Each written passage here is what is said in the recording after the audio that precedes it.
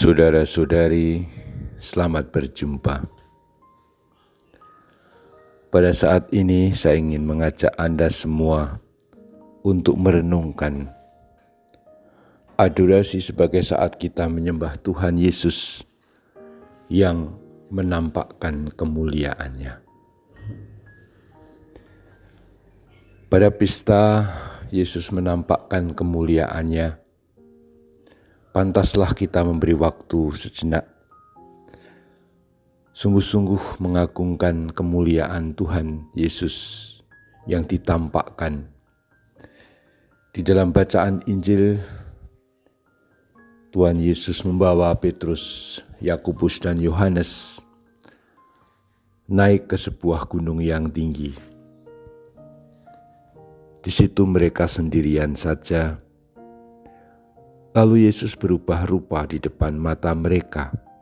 Pakaiannya menjadi sangat putih berkilat-kilat. Tidak ada seorang pun di dunia ini yang dapat menggelantang pakaian sampai seputih itu. Tentu lukisan ini lukisan yang tak terbayangkan untuk kita. Tetapi intisarinya adalah Yesus menampakkan kemuliaan-Nya. Kemuliaan yang sungguh Ia kenakan pada waktu ketika Tuhan Yesus bangkit dari wafatnya. Menampakkan kemuliaan yang penuh dan utuh baru terjadi ketika Tuhan Yesus bangkit. Tetapi sebagai antisipasi, istilah lain mungkin yang lebih mudah ya, untuk mencicipi kemuliaan Tuhan itu, Yesus menampakkan kemuliaan-Nya di atas Gunung Tabor di depan 3 murid-Nya. Menarik sekali mengapa Yesus tidak menampakkan kemuliaan-Nya di depan semua orang, di depan publik. Kalau zaman sekarang ya difoto dan di video, diviralkan. Enggak. Tuhan Yesus menampakkan kemuliaan-Nya hanya mengajak 3 murid-Nya, Petrus, Yakobus, dan Yohanes. Bahkan murid yang lain, 9 rasul yang lain ditinggalkan. Ini mau menunjukkan sesuatu yang sangat bagus, yang sangat baik untuk direnungkan. Ketiga murid Petrus, Yakobus, dan Yohanes dapat menyaksikan kemuliaan Tuhan karena mereka bersama Yesus tentu saja ambil jarak dari kerumunan, ambil jarak dari kelompok. Mereka pergi ke atas gunung yang tinggi, dan itu menunjukkan betapa mereka menyendiri dalam arti yang cukup jelas bagi kita. Mereka berdoa. Saya selalu membayangkan sebenarnya adorasi yang kita buat setiap hari ini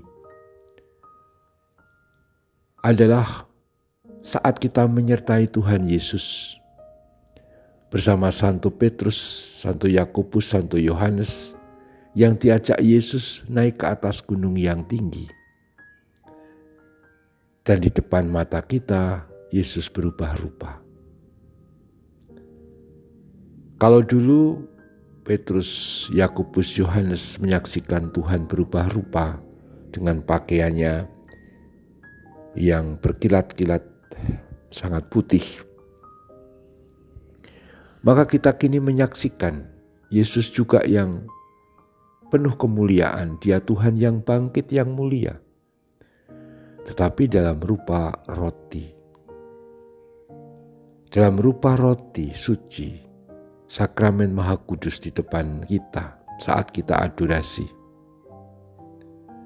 Bukankah tindakan gerakannya itu sama kita menjauhkan diri dari kegiatan sehari-hari, dari publik. Kita tidak pernah memviralkan kita yang sedang adorasi. Gak ada itu. Dan tidak perlu. Jangan. Ya. Karena memang ketika Tuhan menyatakan kemuliaannya, ternyata Dia tidak mengendaki kepada semua orang, tapi pada murid-murid yang dipilih, yang dipanggil. Bahkan ketika turun pun, Yesus berkata, jangan menceritakan kepada seorang pun apa yang telah mereka lihat sebelum Anak Manusia bangkit dari antara orang mati. Jelas pesannya. Pada waktu itu Tuhan Yesus belum wafat dan bangkit. Jadi peristiwa kemuliaan yang ditampakkan di atas Gunung Tabur tentu belum bisa dipahami. Karena sekali lagi Yesus menampakkan kemuliaannya yang utuh dan definitif selamanya baru ketika nanti bangkit dari wafatnya.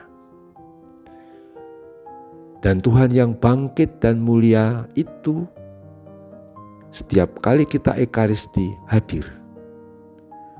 Dalam sakramen Maha Kudus, dalam hostis suci yang kita di depan kita sekarang kita sembah dalam adorasi, hadir.